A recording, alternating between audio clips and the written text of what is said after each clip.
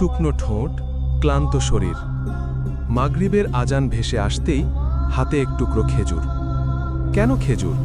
কারণ শতাব্দীর পর শতাব্দী ধরে রমজানের ইফতার শুরু হয়েছে এই ফল দিয়ে। রাসূল মুহাম্মদ সাল্লাল্লাহু আলাইহি ওয়াসাল্লাম রোজা ভাঙতেন খেজুর দিয়ে, এটাই সুন্নাহ। কিন্তু শুধু ঐতিহ্য নয়, এর আছে বিজ্ঞান। সারা দিন না খাওয়ার পর শরীর চায় দ্রুত শক্তি। খেজুরের প্রাকৃতিক চিনি মুহূর্তেই রক্তে মিশে ফিরিয়ে দেয় এনার্জি। এর ফাইবার হজমে সাহায্য করে, পটাশিয়াম হৃদযন্ত্রকে সমর্থন দেয়।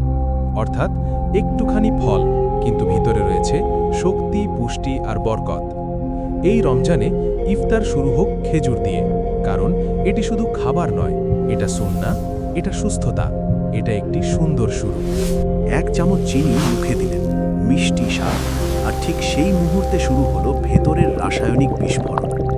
প্রথম 5 মিনিটে চিনি ভেঙে গ্লুকোজ হয়ে রক্তে ঢুকে পড়ে। রক্তে গ্লুকোজ হঠাৎ বেড়ে যায়, ব্লাড সুগার স্পাইক। আপনার ব্রেন ডোপামিন ছাড়ে, আপনি আনন্দ, উত্তেজনা, এনার্জি অনুভব করেন। কিন্তু এটা আসলে শরীরের অ্যালার্ম সিস্টেম। প্যানক্রিয়াস তড়িঘড়ি করে ইনসুলিন ছাড়ে, অতিরিক্ত গ্লুকোজ কোষে ঢোকাতে শুরু করে। 20-30 মিনিট পর এনার্জি হঠাৎ কমে যায়, মাথা ভার, বিরক্তি, আবার মিষ্টি খেতে ইচ্ছে করে। এই চক্র যদি প্রতিদিন চলতে থাকে, শরীর ইনসুলিনের প্রতি কম সংবেদনশীল হয়ে পড়ে। ধীরে ধীরে বাড়ে ফ্যাট জমা, ইনসুলিন রেজিস্ট্যান্স, এমনকি ডায়াবেটিসের ঝুঁকি। মনে রাখুন, চিনি শুধু স্বাদ নয়, এটি শরীরে একটি শক্তিশালী সিগন্যাল। কম খান, সচেতন থাকুন। মিষ্টি কম, সুস্থ জীবন বেশি।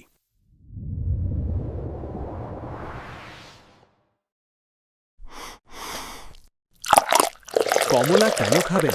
কারণ ছোট এই ফলের ভেতর লুকিয়ে আছে বিশাল উপকার। প্রথমত, কমলায় আছে প্রচুর ভিটামিন সি, যা শরীরের রোগ প্রতিরোধ ক্ষমতা বাড়ায়। ঠান্ডা কাশি থেকে রক্ষা পেতে প্রতিদিন একটি কমলাই যথেষ্ট। দ্বিতীয়ত, এটি হার্টের জন্য ভালো। পটাশিয়াম রক্তচাপ নিয়ন্ত্রণে সাহায্য করে এবং হৃদযন্ত্র সুস্থ রাখে।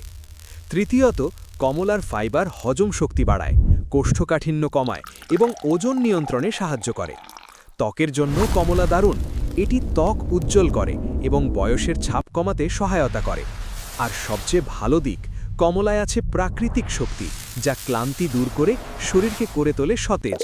তাই সুস্থ ও প্রাণবন্ত থাকতে আজ থেকেই বলুন, প্রতিদিন একটি কমলা, সুস্থ জীবনের সহল ভরসা।